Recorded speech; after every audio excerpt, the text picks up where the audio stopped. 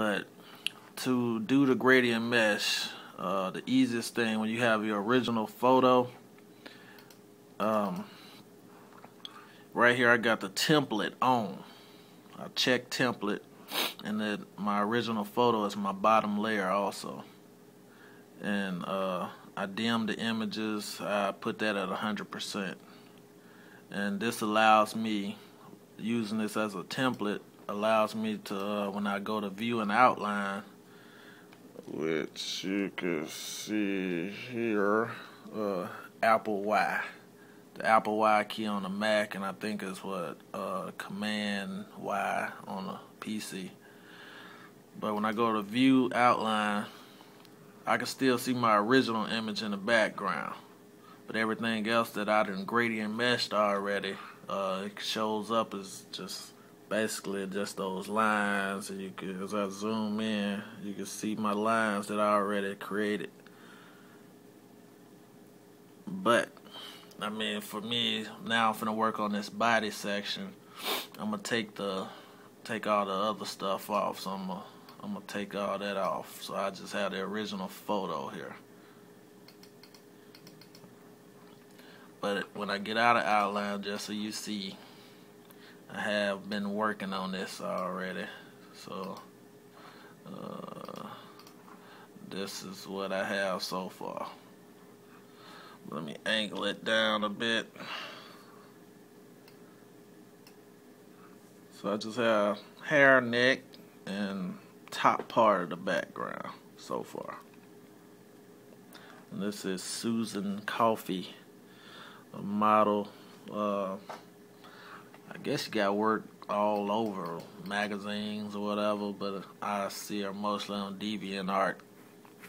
I don't know any other professional work she does, but she's big on there. I mean, I actually seen her on some other websites, like wallpaper websites. I know she has a big fan base. I think she's a beautiful girl. I just want to do some work, with one of her photos, and I'm learning some new techniques with the hair. So, but let's stay focused. I get off topic a lot, so let's get back to what I was planning. I'm gonna create her with her right arm, and put it in outline mode, turn all these other layers off so I can just see what I'm working with. And I cropped this photo, so I'm not going to do the whole photo with my finished product. I'm cropping it just a bit. No reason for it. I mean, it didn't need all what I was going to add in there. But so start a gradient mesh.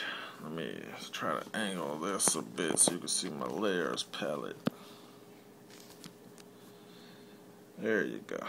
Now you can see my layers palette. That arm, I would put it below the face and below the hair and below the neck.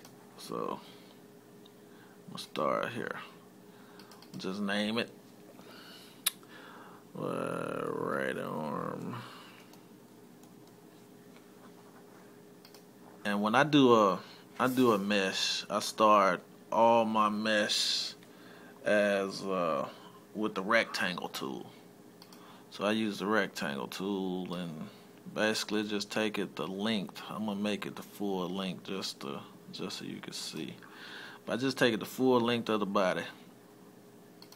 Now I start using the mesh. I'm gonna zoom in a bit so I can get in detail of what I'm trying to do here. So sorry about that. And working with the mesh, you will have to zoom in quite a bit and start so you can see. It's just for visual. So basically, I'm gonna take it there, take it up there, and take it about here, and just start shaping a bit. My wife sending me game messages. And just shape along the outline here. And I'm going to take it about right around, about here. And come down a bit. I mean, this is you judging what it, and I'm going to go in and fill in. So you start with less and you work your way up. So I'll probably add a line here just to take that out a bit. And also you can use the what is this tool? The convert anchor tool is what a pen tool is. Just hold it down. It's the bottom one. And using the convert anchor tool, it allows you to move one handle without moving the other. But the setback to that is every time you wanna click on another anchor point, you have to hit basically the Apple key or the command key to hold it down. And this allows, it's like a shortcut. So if I didn't have that convert anchor tool, this would just moving an anchor point would move both. So having a convert anchor tool, it allows me to move just that one side like that. So it helps. It will help in tight places, but I use it throughout my work. So it's more consistent and your lines will end up smoother at the end. But so I'm going through, I'm just basically working my handles now, working them in place to where they should be. So I'm going to go up here and add one about here. About there. And I'm going to bring this down a bit. And I'm going to take that out and add another here. Something like that. And I can just take this over here and do this section right here all in one piece, but it can possibly get sloppy.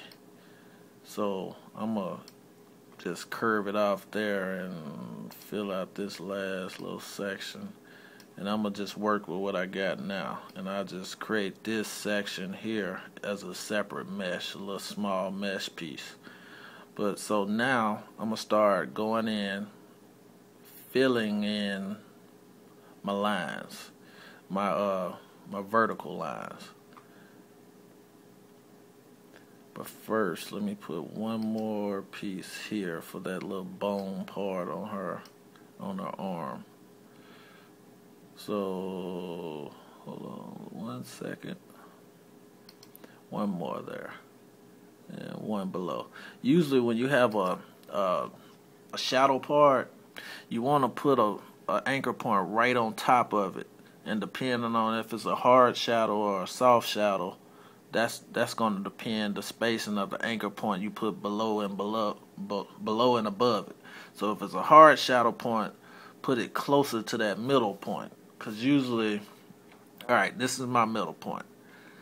If this whole line here was the middle of a hard shadow, I will put this next point that's going to be the edge of the hard shadow closer to this point.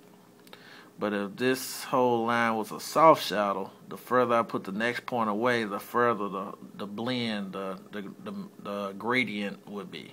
So it would be a smoother gradient. And what you want to do here, you want to try to keep this middle line going along with the shadow or the highlight on the arm. So pretty much we're good here. Now I can start putting the vertical points in. This can be very tedious when you get down to it, so it takes a lot of patience. but the lines will fall in place if you set them correctly from the get-go. That's why I took a little time and set my lines where I want them, because they're going to follow in the curve of what I had.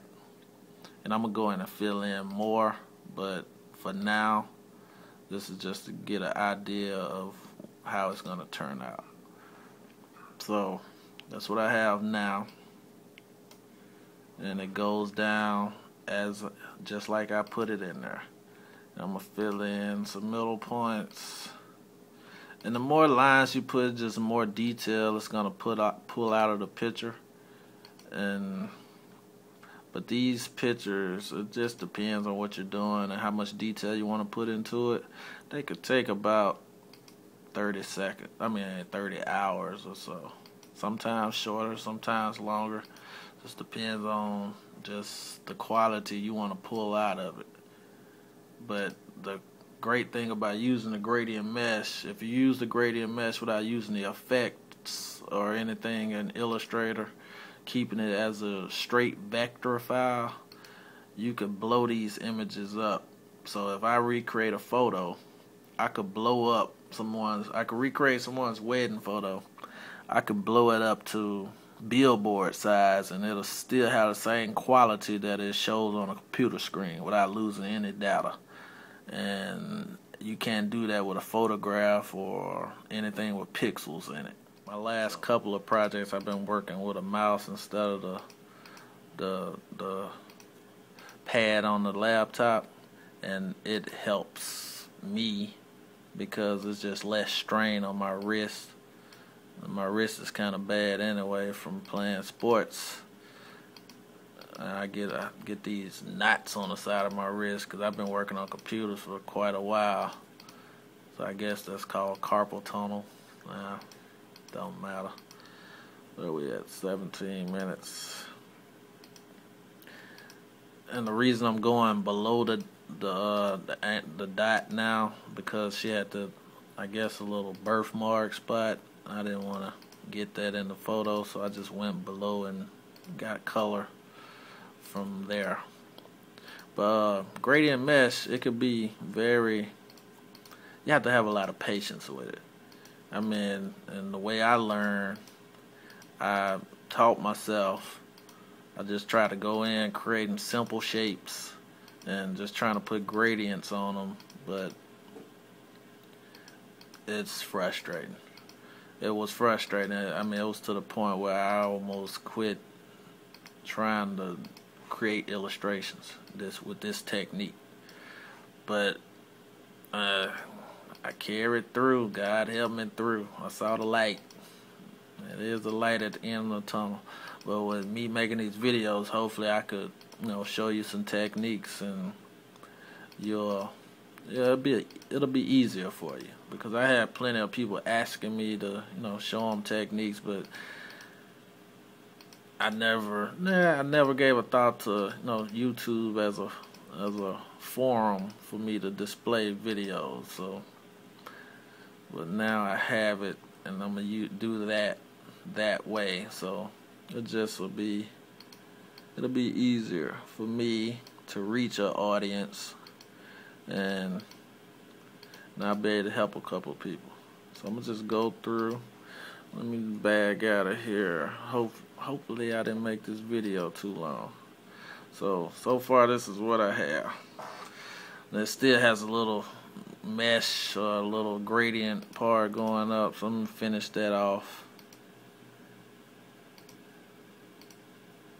And I'll show you what I got then.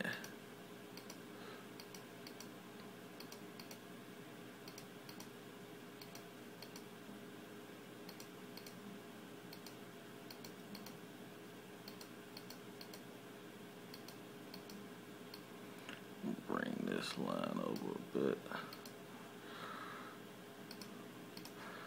Alright, this is what I have.